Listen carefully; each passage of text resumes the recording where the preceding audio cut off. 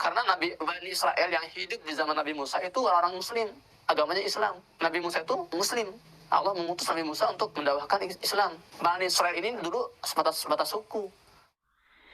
Ya, shalom bagi kita semua dimanapun kita berada saat ini. Kiranya kita semua tetap berada dalam keadaan sehat dan apapun yang merupakan aktivitas kita sepanjang hari ini, kiranya Tuhan Yesus memberkati. Dan kembali berjumpa lagi di channel kita ini, yaitu Zimayan Yasin. Terima kasih buat teman-teman semua dan juga persahabat yang sudah mendukung perkembangan channel ini dengan setia. Dan kiranya kita tetap menggunakannya untuk menjadi berkat bagi semua orang. Nah teman-teman, pada video kali ini saya menanggapi apa yang menjadi klaim Muhammad Hussein, di mana dia ini orang Indonesia tinggal di Gaza ya. Dan dia menanggapi apa yang disampaikan oleh Guru Gembul, di mana Guru Gembul ini sepakat bahwa orang Israel lah, orang-orang Yahudi lah yang memiliki wilayah Palestina atau Gaza itu. Dan itu sesuai dengan apa yang tercatat di dalam Alkitab. Dan Muhammad Hussein ini dia menanggapi dengan berbeda. Dengan klaimnya, dia mengatakan bahwa di mana Allah menjanjikan tanah Kanaan itu atau wilayah Filistin atau Palestina sekarang ini, itu dijanjikan kepada orang-orang Israel atau Bani Israel yang beragama Islam. Yang dimana juga dia mengklaim bahwa Nabi Musa itu adalah orang Islam atau beragama Islam. Nah, ini klaim yang tidak berdasar teman-teman ya. Dan sebelum kita menanggapinya, mari kita mendengarkan dulu videonya yang berikut ini. Kalau Guru mengatakan Yahudi memang memiliki tanah yang dijanjikan, dasarnya apa? Dari mana? Ya, Anda sebagai seorang Muslim, bagaimana kemana-mana kecil kan, itu kan sebuah pesan bukan? Memang dia ini seorang Muslim. Harusnya itu lebih menggali di dalam yang hidup di masa Nabi Musa itu siapa? Yahudi. Jangan-jangan kita berbeda lagi terhadap siapa Bani Israel di masa Nabi Musa. Kalau kita seorang Muslim yakin bahwa kaumnya Nabi Musa ini adalah kaum Yahudi, hati-hati. Itu bisa membawa kita pada kekafiran. Karena Nabi Israel yang hidup di zaman Nabi Musa itu orang Muslim, agamanya Islam. Nabi Musa itu Muslim. Allah mengutus Nabi Musa untuk mendakwahkan Islam. Bani Israel ini dulu sebatas suku. Belum ada agama Yahudi di masa Nabi Musa alaihissalam. Ketika mereka dijanjikan oleh Nabi Musa, Nabi Musa pun tidak berani menjanjikan, kecuali memang itu perintah dari Allah SWT. Dalam Al-Quran surat Al-Maidah ayat 21 Allah berfirman, "A'udzu billahi minasyaitonir rajim. Ya qaumi dukhulul ardal muqaddasata allati kataballahu lakum wa la tartaddu ala adbarikum fatanqalibu khasirin." Ini perkataan Nabi Musa alaihissalam kepada Bani Israil. Wahai kaumku, udkhulu, masuklah kalian semua al-ardh, sebuah negeri, sebuah tempat, sebuah daratan, al-muqaddasah, negeri yang disucikan, maksudnya ya Palestina ya.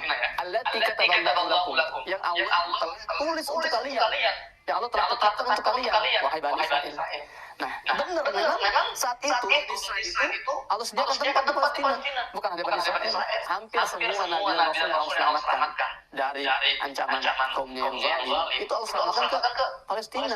Nabi Ibrahim, Nabi Lut dalam surat Al-Anbiya itu juga jelas Allah katakan bahwa wa najainahu Lut ila al-ardi fil alamin. Kami selamatkan Nabi Ibrahim dan Nabi Lut ke tanah yang berkah Palestina. Jadi bukan cuma Bani Israel doang. Itulah kenapa tanah Syam ini tanah yang spesial. Tanah tempat Allah mengumpulkan para nabi. Mereka yang ingin Allah tolong, Allah selamatkan, Allah bawa ke Palestina, negeri Syam, termasuk Bani Israel yang berabad-abad itu diperbudak oleh Fir'aun.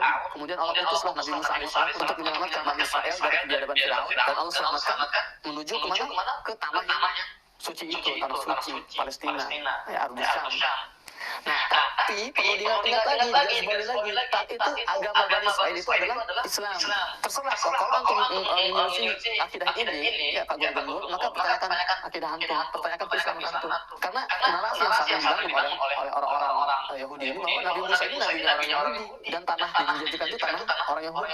Itu untuk mereka, itu yang menjadi pembenaran mereka, itu yang menjadi agama mereka masuk ke Palestina. membantai, menjara, membunuh dengan alasan ini tanah yang dijanjikan oleh Tuhan kami. Jelas sampai sini ya? Nah, jadi itu dia videonya teman-teman ya. Beginilah orang yang memang tidak mengerti sejarah sama sekali. Dia hanya main klaim-klaim saja tanpa dasar, tanpa data sejarah yang benar. Nah, kalau kita mau melihat sejarah Israel dengan benar, maka kita harus membuka Alkitab atau tulisan para nabi yang hidup di zaman itu, supaya jangan keliru. Tetapi kalau dia mengambil rujukan dalil yang muncul abad ke-7 itu sangat tidak masuk dengan atau tidak cocok dengan dalil yang ada sebelum Masehi. Nah, kalau mau lihat cerita lengkap Israel itu mulai dari awal sampai sekarang, maka bisa nanti lihat dalam Alkitab awal atau latar belakang Israel itu. Nah, teman-teman, karena kalau dia ngomong dari segi manapun untuk membenarkan argumennya, klaimnya, maka tidak akan pernah bisa masuk. Karena yang perlu kita perhatikan bahwa Nabi Musa itu keturunan Israel atau keturunan Yakub. Nah, dan yang kedua, dia dari keturunan Lewi dan dia juga percaya dengan Allahnya Israel, bukan Allah yang dipercayai oleh bangsa-bangsa lain seperti bangsa Arab atau Bani Kedar. Nah, jadi yang perlu diperhatikan di sini mengenai Allah yang dipercayai oleh Nabi Musa. Dan Allah yang mengutus Nabi Musa itu siapa? Apakah Allah yang dipercayai oleh kaum Kedar, Bani Kedar? Tentu saja bukan. Karena Allah yang mengutus Nabi Musa untuk membawa keluar bangsa Israel dari tanah Mesir adalah YHWH yang mereka sebut Adonai Elohim.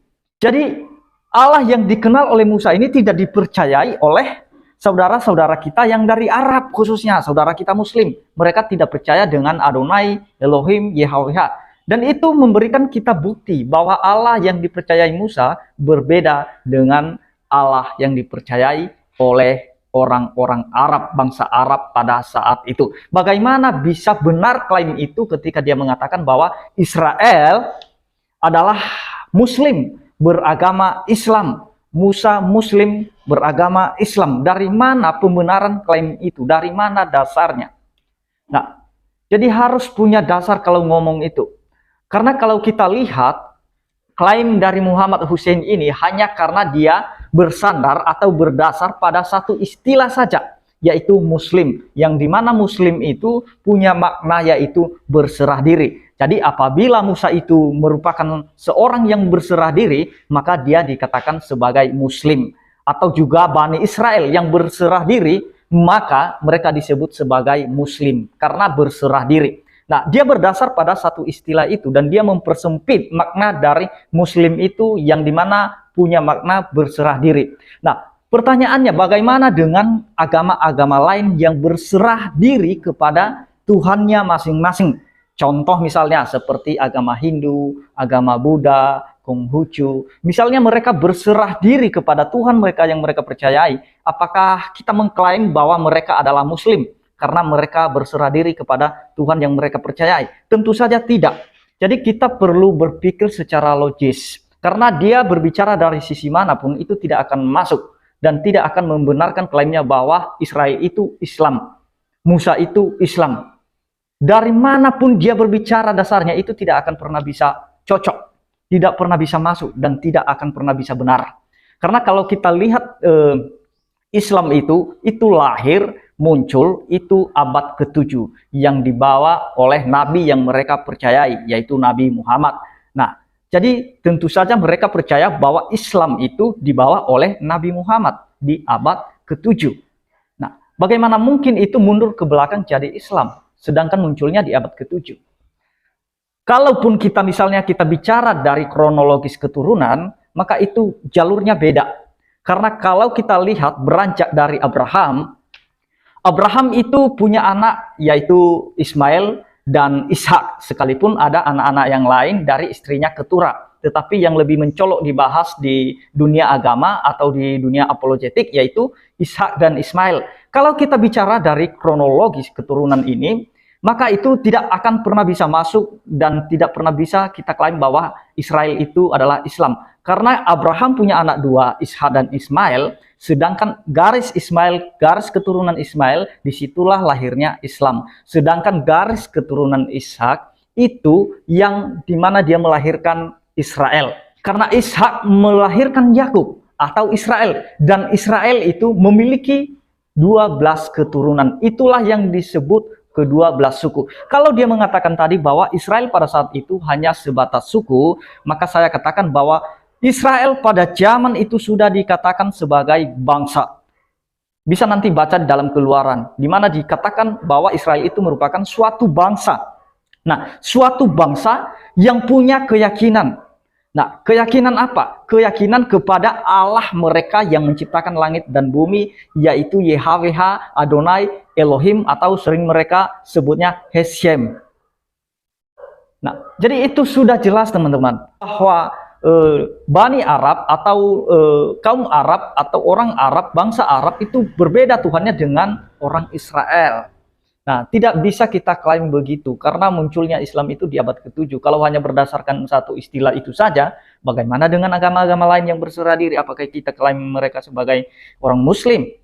Tentu saja tidak, teman-teman ya. Jadi ini hanya membenarkan argumennya, klaimnya supaya bisa cocok.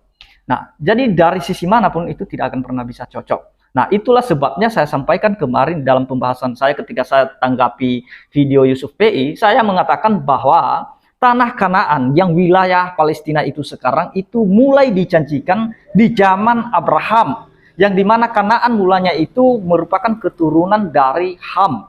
Nah, Kanaan itu merupakan keturunan dari Ham, dan negeri itu dijanjikan kepada Abraham ketika punya anak Abraham yaitu Ishak, dan punya anaklah Ishak ini yaitu Yakub, dan anak-anak Yakub itu ke-12 suku, dan itu tinggal di Mesir pada saat itu dan diperbudak di sana. Dan kemudian Tuhan mengutus Nabi Musa untuk membawa keluar lagi orang Israel dari tanah perbudakan itu, dan kembali mereka ke tanah perjanjian, ke tanah Kanaan itu yang dijanjikan kepada nenek moyang mereka yaitu Abraham.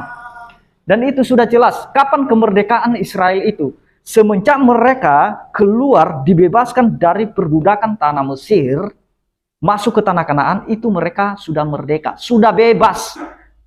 Kalau kita bergantung pada definisi kemerdekaan, maka mereka merdeka pada saat itu ketika dibebaskan dari tanah perbudakan itu, dibawa keluar dari tanah Mesir itu. Mereka sudah merdeka, mereka sudah bebas, sehingga kembali mereka ke tanah perjanjian itu, dan mereka menempatinya. Dan Yosua lah yang membawa, yang memimpin bangsa Israel sampai ke tanah Kanaan, tanah perjanjian itu. Yosua bersama dengan Kaleb, dan mereka rebut tanah Kanaan itu dengan perang. Sehingga di dalam pasal 10, Yosua pasal 10 itu perebutan Kanaan bagian selatan, 11 itu perebutan Kanaan bagian utara. Dan kemudian ada daftar raja-raja yang kalah, sehingga di dalam Yosua 14 sampai nanti pasal ke-20, disitulah pembagian tanah Kanaan kepada suku-suku Israel. Nah, ada satu suku yang tidak menerima tanah, yang tidak mendapatkan tanah pusaka, yaitu Lewi. Kenapa Lewi? Karena Lewi itu dikhususkan untuk melayani di bait Allah. Dan Bani Lewi itu tidak diutus untuk berperang, karena mereka khusus untuk melayani bait Allah. Nah, jadi itu supaya Muhammad Hussein ini mengerti sejarahnya. Jangan hanya main klaim, main argumen, justru dia yang keliru. Karena Guru Gembul ini mengakui bahwa tanah atau wilayah Palestina saat ini itu milik Israel.